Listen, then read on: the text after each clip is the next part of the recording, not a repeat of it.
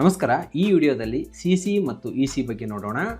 ಜಮೀನು, ಸೈಟು ಮತ್ತು ಮನೆ ಹೊಂದಿರುವವರಿಗೆ ಇಸಿ ಅಂತಂತಂದ್ರೆ ಏನು, ಸಿಸಿ ಅಂದ್ರೆ ಏನು ಗೊತ್ತಿರಲೇಬೇಕು. ಇವು ಎರಡರ ನಡುವೆ ಮುಖ್ಯವಾಗಿ ವ್ಯತ್ಯಾಸ ಏನಿರುತ್ತೆ, ಯಾವಾಗ ಇಸಿ ಬೇಕಾಗುತ್ತೆ, ಯಾವಾಗ ಸಿಸಿ ಬೇಕಾಗುತ್ತದೆ, ಇವು ಎರಡರಲ್ಲಿ ಯಾವುದು ಮುಖ್ಯ, ಸೈಟು ಮತ್ತು ಮನೆ ಮತ್ತು ಜಮೀನು ಖರೀದಿಸುವಾಗ ಯಾವ ದಾಖಲೆ ಮೊದಲು ನೋಡಬೇಕು, ಹೀಗೆ ಎಲ್ಲ ಪ್ರಶ್ನೆಗಳಿಗೆ ಸರಳವಾಗಿ ಸಂಪೂರ್ಣವಾಗಿ ಉತ್ತರ ಈ ವಿಡಿಯೋದಲ್ಲಿ ಸಿಗುತ್ತೆ. ವಿಡಿಯೋ ಫುಲ್ ನೋಡಿದ ಮೇಲೆ ದಯವಿಟ್ಟು ವಿಡಿಯೋಗೆ ಒಂದು ಲೈಕ್ ಮಾಡಿ, ಇನ್ನೊಬ್ಬರಿಗೆ ಹೆಲ್ಪ್ ಮಾಡಬೇಕೆನ್ನೋರು ದಯವಿಟ್ಟು ವಿಡಿಯೋ ಶೇರ್ ಮಾಡಿ.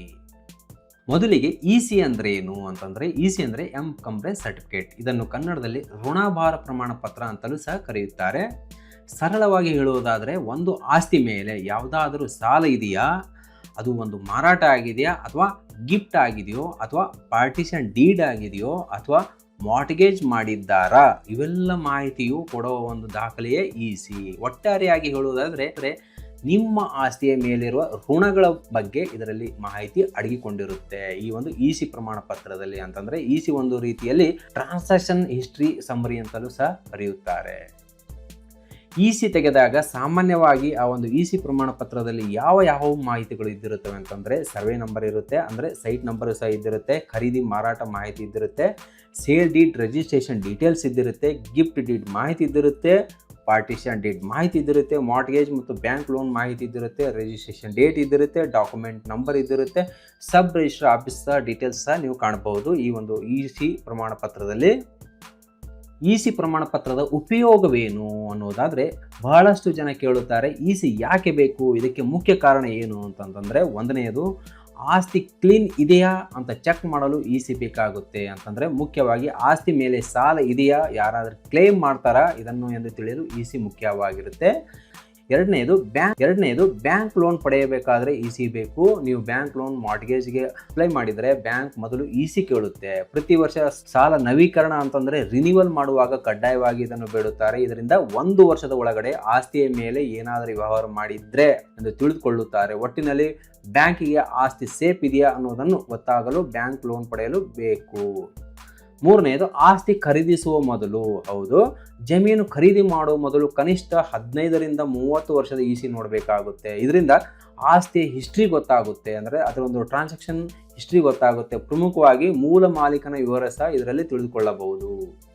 ನಾಲ್ಕನೆಯದು ಸರ್ಕಾರದ ವಿವಿಧ ಯೋಜನೆಗಳಿಗೂ ಸಹ ಈ ಒಂದು ಇಸಿ ಬೇಕಾಗಿರುತ್ತೆ. ಉದಾಹರಣೆಗೆ, ರಸ್ತೆಗಾಗಿ ನಿಮ್ಮ ಜಮೀನು ಹೋದರೆ ಪರಿಹಾರಕ್ಕೆ ಇಸಿ ಕಡ್ಡಾಯವಾಗಿ ಬೇಕು. ಇದರಿಂದ ನಿಜವಾದ ಮಾಲೀಕ ಮತ್ತು ಆಸ್ತಿಯ ಮೇಲಿರುವ ಹಕ್ಕುಗಳ ಸಹ ಗುರುತಾಗುತ್ತೆ.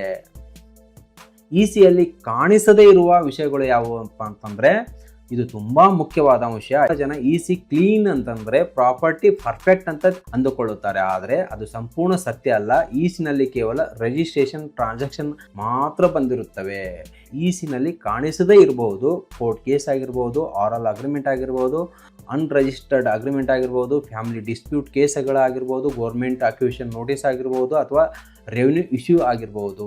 ಆದ್ದರಿಂದ ಇಸಿ ಮಾತ್ರ ನೋಡಿ ಪ್ರಾಪರ್ಟಿ ಖರೀದಿ ಮಾಡಬಾರದು. ಆಸ್ತಿಯ ಮೇಲೆ ಮಾಡಿರುವ ಇತ್ತೀಚಿನ ವ್ಯವಹಾರದ ಅಲ್ಲಿ ದಾಖಲೆ ಆಗದೇ ಇರಬಹುದು. ಆದ್ದರಿಂದ ಮತ್ತೆರಡು ತಿಂಗಳು ಬಿಟ್ಟು ಮತ್ತೆ ಇಸಿ ತೆಗೆದುಕೊಂಡು ಚೆಕ್ ಮಾಡಬೇಕು. ಇಷ್ಟೊತ್ತು ಇಸಿ ಬಗ್ಗೆ ತಿಳ್ಕೊಂಡಿದ್ರಿ, ಇವಾಗ ಸಿಸಿ ಬಗ್ಗೆ ತಿಳಿದುಕೊಳ್ಳೋಣ ಬನ್ನಿ. ಸಿಸಿ ಅಂತಂದರೆ ಸರ್ಟಿಫೈಡ್ ಕಾಪಿ ಅಂತಂದರೆ ನೋಂದಾಯಿತ ದಾಖಲೆಗಳ ನಕಲು. ಸರಳವಾಗಿ ಹೇಳಬೇಕಾದ್ರೆ, ಸೇಲ್ ಡೀಡ್, ಗಿಫ್ಟ್ ಡೀಡ್ ಮತ್ತು ಪಾರ್ಟಿಷನ್ ಡೀಡ್ ಮುಂತಾದ ಒರಿಜಿನಲ್ ಡಾಕ್ಯುಮೆಂಟ್ ಕಳೆದು ಹೋದರೆ ಸರ್ಕಾರದಿಂದ ಪಡೆಯುವ ಅಧಿಕೃತ ನಕಲು ಪ್ರತಿ, ಇದನ್ನೇ ಸಿಸಿ ಎಂದು ಕರೆಯುತ್ತಾರೆ.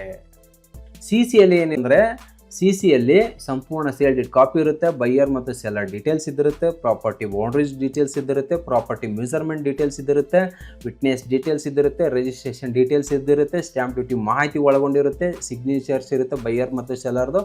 ಎಲ್ಲ ಪೇಜಸ್ಸು ಸಹ ಅಂತಂದರೆ ಒರಿಜಿನಲ್ ಡಾಕ್ಯುಮೆಂಟ್ನಲ್ಲಿ ಏನೇನು ಇರುತ್ತದೋ ಅದೇ ಮಾಹಿತಿ ನೀವು ಸಿಸಿ ಕಾಪಿನಲ್ಲಿ ನೀವು ನೋಡಬಹುದು. ಈ ಸಿಸಿ ಕಾಪಿ ಯಾವಾಗ ಬೇಕಾಗುತ್ತದೆ ಅಂತಂದರೆ, ಒರಿಜಿನಲ್ ಡಾಕ್ಯುಮೆಂಟ್ ಕಳೆದು ಹೋದರೆ. ಬಹಳ ಮುಖ್ಯವಾದ ಅಂಶ ಅಂತಂದರೆ, ಒರಿಜಿನಲ್ ಸೇಲ್ ಡೀಡ್ ಅಥವಾ ಪಾರ್ಟಿಷನ್ ಡೀಡ್ ಅಥವಾ ಗಿಫ್ಟ್ ಡೀಡ್ ಕಳೆದು ಹೋದರೆ ನೀವು ಸರ್ಟಿಫೈಡ್ ಕಾಪಿ ನೀವು ಪಡೆದುಕೊಳ್ಳಬಹುದು, ಸಿಸಿ ಕಾಪಿ. ಎರಡನೇದು, ಕೋರ್ಟ್ ಕೇಸಿಗೆ ಲೀಗಲ್ ಆಗಿ ಪ್ರೂಫ್ ಆಗಿಯೂ ಸಹ ಈ ಒಂದು ಸಿಸಿ ಕಾಪಿ ಬಳಸಬಹುದು. ಮೂರನೇದು, ಪ್ರಾಪರ್ಟಿ ವೆರಿಫಿಕೇಷನ್ಗೆ ಪ್ರಾಪರ್ಟಿ ಹಿಸ್ಟ್ರಿ ಚೆಕ್ ಮಾಡಲು ಹಳೆಯ ಸೇಲ್ ಡೀಡ್ ಸಿಸಿ ತೆಗೆದುಕೊಳ್ಳುತ್ತಾರೆ. ನಾಲ್ಕನೆಯದು, ಬ್ಯಾಂಕ್ ಲೋನ್ ಪ್ರೊಸೆಸ್ನಲ್ಲಿ ಕೆಲವೊಮ್ಮೆ ಬ್ಯಾಂಕ್ ಸರ್ಟಿಫೈಡ್ ಕಾಪಿ ಕೇಳುತ್ತಾರೆ. ಇವಾಗ ಇಸಿ ಮತ್ತು ಸಿಸಿ ಇವು ಎರಡು ಎಲ್ಲಿಂದ ಪಡೆದುಕೊಳ್ಳಬಹುದು? ಸಾಮಾನ್ಯವಾಗಿ ಕ್ವಶನ್ ಬಂದೇ ಬರುತ್ತೆ. ನೀವು ಇವೆರಡು ಸಾಮಾನ್ಯವಾಗಿ ಸಬ್ ರಿಜಿಸ್ಟರ್ ಆಫೀಸ್ನಲ್ಲಿ ಸಹ ಪಡೆದುಕೊಳ್ಳಬಹುದು. ಅಥವಾ ಕಾವೇರಿ ಆನ್ಲೈನ್ ಸರ್ವಿಸ್ ಒಂದು ವೆಬ್ಸೈಟ್ ಇದೆ, ಆ ವೆಬ್ಸೈಟ್ ಮೂಲಕವೂ ಸಹ ನೀವು ರಿಜಿಸ್ಟ್ರೇಷನ್ ಆಗಿ ಆ ವೆಬ್ಸೈಟಲ್ಲಿ ಲಾಗಿನ್ ಆಗಿ ಇಸಿ ಮತ್ತು ಸಿಸಿ ನೀವೇ ಸ್ವತಃ ಪಡೆದುಕೊಳ್ಳಬಹುದು. ಬಯ್ಯರು ಸೆಲ್ಲರ್ ಕಡೆಯಿಂದ ಇಸಿ ತೆಗೆದುಕೊಳ್ಳುವಾಗ ಆ ಒಂದು ಇಸಿಯಲ್ಲಿ ಏನೇನು ಮುಖ್ಯವಾಗಿ ಗಮನಿಸಬೇಕು ಅಂತಂದರೆ, ಕನಿಷ್ಠ 15 ವರ್ಷ ಇಸಿ ತೆಗೆದುಕೊಳ್ಳಿ. ದೊಡ್ಡ ಪ್ರಾಪರ್ಟಿ ಇದ್ದರೆ 30 ವರ್ಷ ಹಿಸ್ಟ್ರಿ ನೋಡಿ, ಓನರ್ ನೇಮ್ ಸರಿಯಾಗಿದೆಯೋ ಇಲ್ಲ ಅಂತ ಚೆಕ್ ಮಾಡಿ, ಸರ್ವೆ ನಂಬರ್ ಅಥವಾ ಸೈಟ್ ನಂಬರ್ ಮ್ಯಾಚ್ ಆಗಿದೆಯೋ ಇಲ್ಲ ಅಂತ ನೋಡಿ, ಮಾರ್ಟ್ಗೇಜ್ ಎಂಟ್ರಿ ಇದೆಯಾ ಇಲ್ಲ ಅಂತ ನೋಡಿ, ಸೇಲ್ ಚೈನ್ ಪ್ರಾಪರ್ಟಿ ಇದೆಯಾ ಇಲ್ಲ ಅಂತ ನೋಡಿ.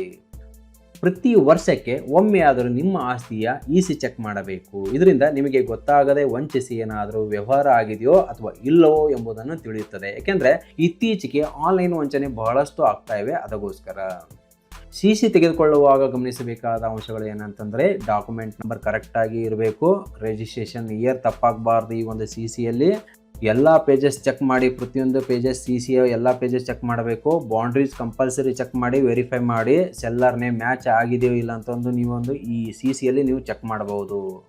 ಕೊನೆಯ ಒಂದು ಮಾತು ಒಂದೇ ಸಾಲಿನಲ್ಲಿ ಹೇಳಬೇಕಾದ್ರೆ, ಇಸಿ ಆಸ್ತಿಯ ಮೇಲಿನ ವ್ಯವಹಾರಗಳ ಸಾರಾಂಶ ಆಗಿರುತ್ತೆ, ಸಿಸಿ ಮೂಲ ದಾಖಲೆಗಳ ಅಧಿಕೃತ ನಕಲು ಪ್ರತಿ ಆಗಿರುತ್ತೆ.